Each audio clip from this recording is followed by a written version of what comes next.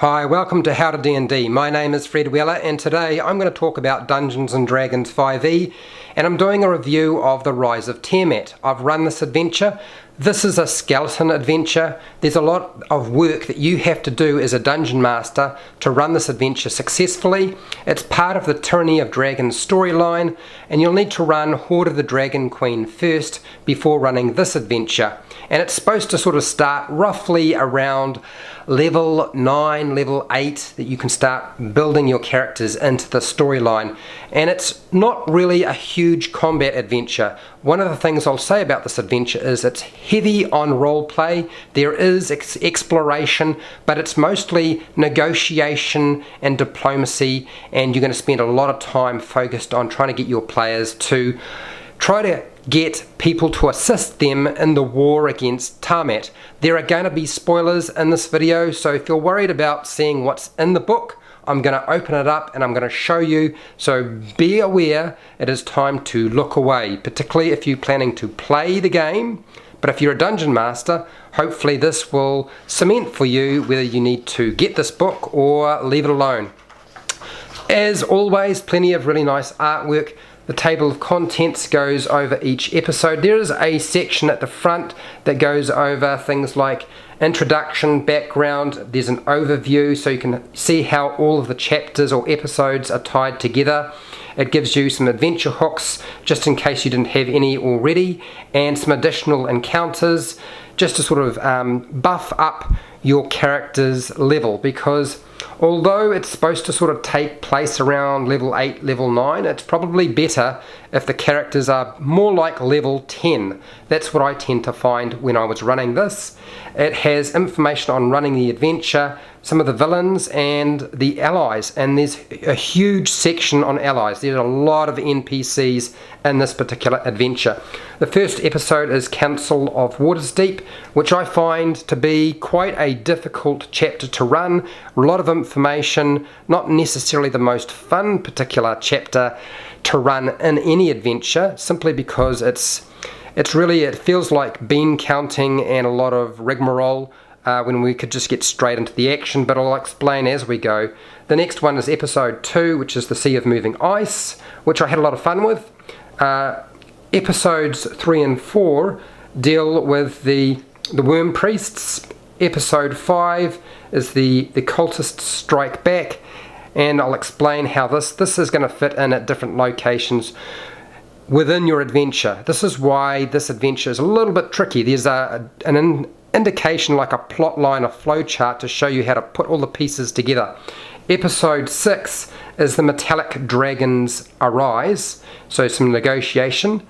Episode 7 is Xonthal's Tower, very tricky location to navigate. And then episode 8 is Mission to Thay, incredibly difficult. And then episode 9 is Tiamat's Return. So we'll start opening this up and having a look.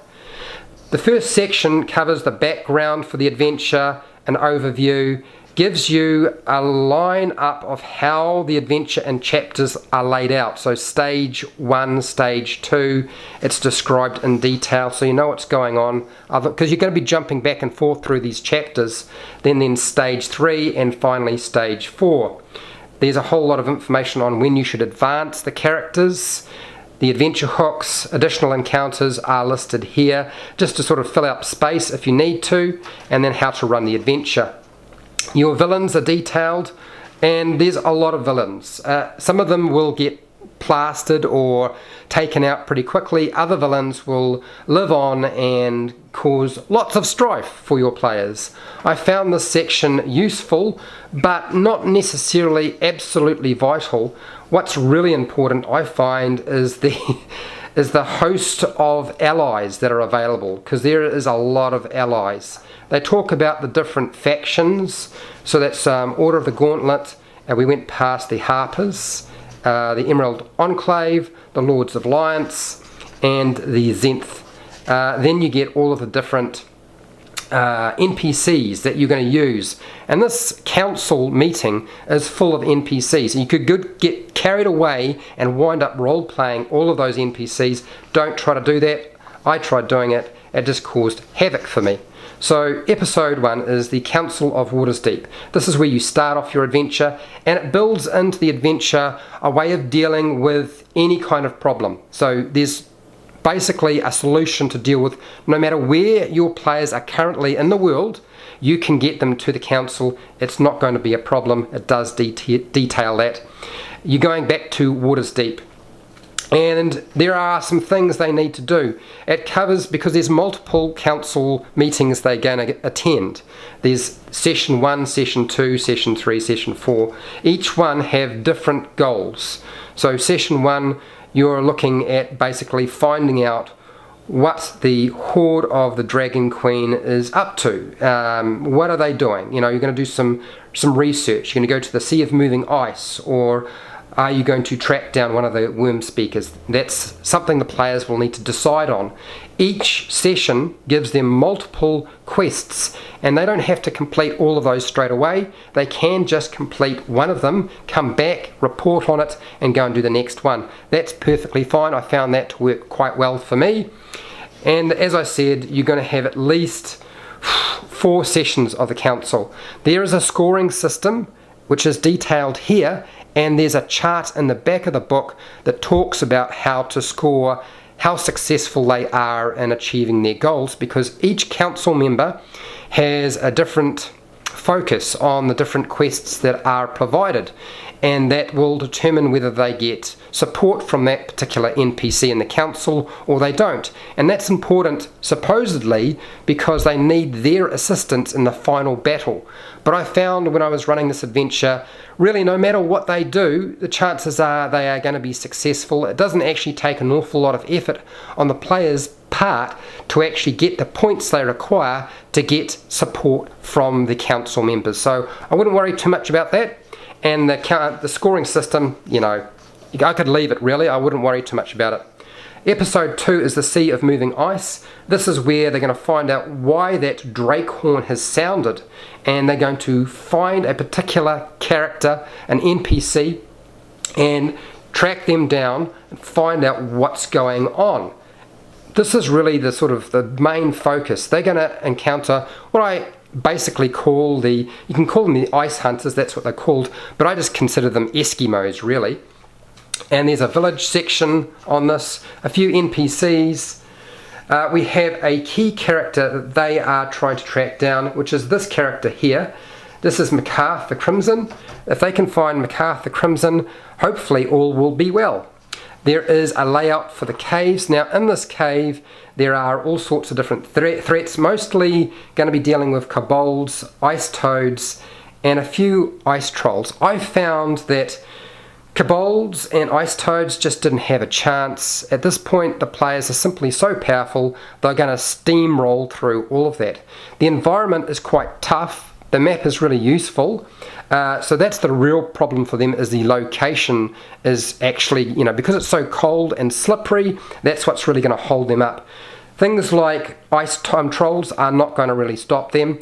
What the big problem is the dragon that resides here. Now this dragon's lair is situated and set up in such a way that if they do things the wrong way, that dragon's probably going to escape through their little hole, come out and take out the ice hunters if the ice hunters have been helping them.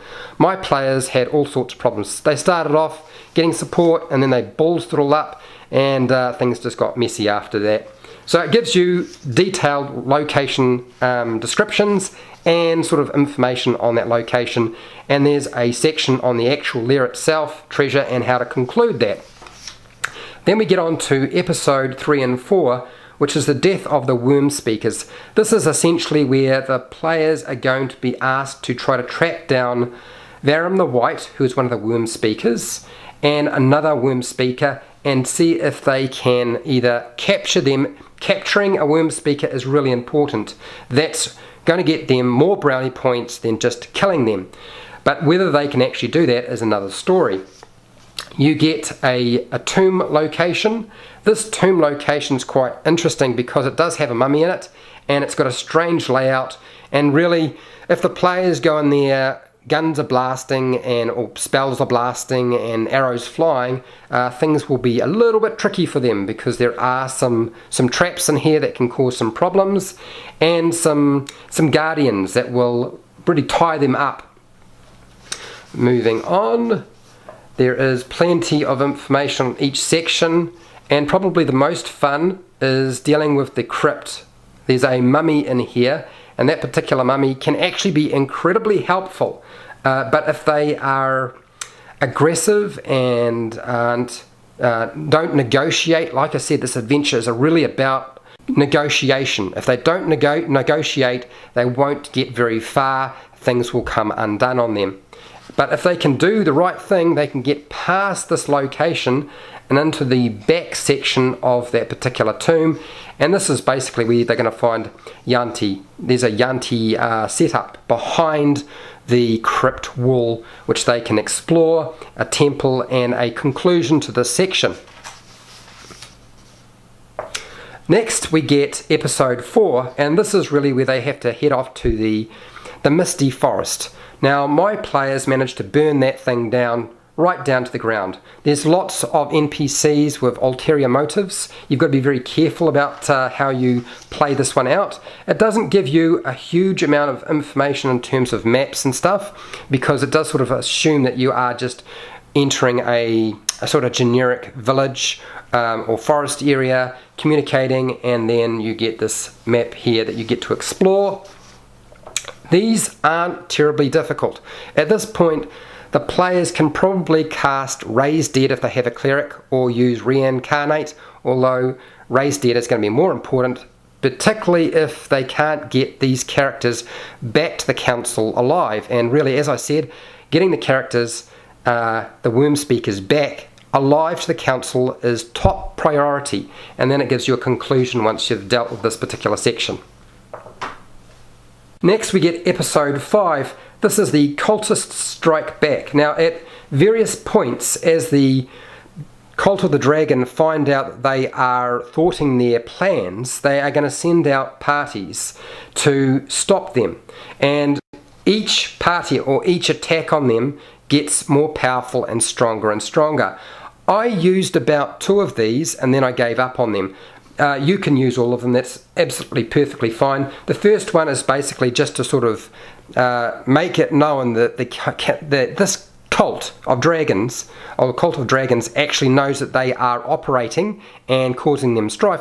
The second attack is a bit more forceful, and the last one, the very last one, this is the third attack, is supposed to be an overwhelming force where they really going to get messed up bad. I wouldn't say it's going to be that tough for them. I really had to add a lot of stuff to make it really difficult for them. They're just so powerful at this point that even the Cult of the Dragon, with their many many allies and monsters and dragons available to them, they're just not powerful enough to take them down. Well, that is what I tended to find. So I would go with doing more role play and less of the combat sort of stuff. Next we get episode 6, the Metallic Dragons Arise. This is where they have to go and get the dragons, the metallic dragons, to actually assist them and join in the final battle with the forces of the Cult of the Dragon and trying to defeat Tiamat. This is actually quite a difficult chapter. It basically just gives you information on the different dragons that are going to be at this particular meeting, and they have to try to, one of them might have to actually give up a magic item, which could suck. You've got to try and get them on board. If you don't, the lack of the dragons in a battle is going to be a real pain. It really will. This isn't impossible, but I found my party just squeezed by on this particular chapter. Next is episode 7. This is Xonthal's Tower. This has got a magic maze in it. Magic mazes, as you know, probably one of the most infuriating things for players. And this one is really hard to solve because the sundial on it is just confusing as. There's a decent map, and although the maze doesn't look that bad, I mean, this is really what you've got. It's just how they get to each location that sundial and being able to decipher the the pattern on the sundial is the tough thing, and the rules for the sundial change, and they're not necessarily that easy to understand when you're going through and looking at it yourself. So can you imagine what it's going to be like for the players? I found I had to sort of hand wave a few things. A couple of my players already knew a little bit about this location, and I think they probably metagamed just to get themselves forward and through this particular location. Then they get to the tower. Now most of the fights in the tower aren't that difficult. It gives you plenty of descriptions, plenty of information. There aren't a lot of things that they can do in here that are going to cause too much strife. The only hassle they might have is if they have burnt up too many resources in the maze. It's more likely they'll burn up resources in the maze trying to get to the tower, and then when they finally get here they'll find it a bit difficult. But as I said, they'll be quite a high level, and it shouldn't really be too much of a problem. There is a dungeon area, there's lots of different locations within that tower that they can explore, and their key goal here is to try and not wind up angering the big adult blue dragon. Now the blue dragon could cause them some trouble, but it doesn't necessarily have to stay around. It can fly away if it wants to. Episode 8, Mission to Thay. My party couldn't get through this. This was so tough. It's not just the role play, so they've got to go and negotiate with a whole lot of red wizards. They're dealing with liches and undead, and it's not a location that they can sort of battle themselves through. You know, if they start fighting, it's all over. There's overwhelming numbers in terms of wizards. They haven't got a chance. But with the DC set and the values required and the checks and what they have to do, it's not completely obvious to a player, and certainly not their characters, exactly how this is supposed to play out. They're actually, my players were just terrified. They just wanted to get it out of there. They got there and like, oh no, we've had enough. This is just too weird. Let me go. It does have all the information you need to run it, but as I said, you'll find that most of your players will find it very, very difficult to run through. The last section is episode 9. Now episode 9 is Tiamat's return. This is where they combined all of their resources. The council will finally hopefully support them if they've gathered enough points, which as I said probably won't be an issue, and they go to the Well of Dragons to explore this location. Now this location is full of treasure rooms, at least 2 treasure rooms, one in particular which is the largest. If they wind up there and they start mucking around, things are going to unwind on them and get really bad. That's what happened to my players, and as a result they wound up using a wish spell to turn back time because they had made such a mess. So they can't muck around in this location. They have to get things done fairly quickly. The final battle is actually quite difficult, but by now they are going to be level 14 or 15. You will have had to award quite a lot of roleplay experience points or used milestones to actually get them to about level 15 so they can actually face Tiamat with a decent chance. As a general rule, most people have been reporting that this particular last section is a mixture of failure and success. Most of the time I found that if you have a table of 6+, it isn't going to be too bad. If you have a very small table, they will struggle, and there's good reason for it because Tiamat is not a pushover.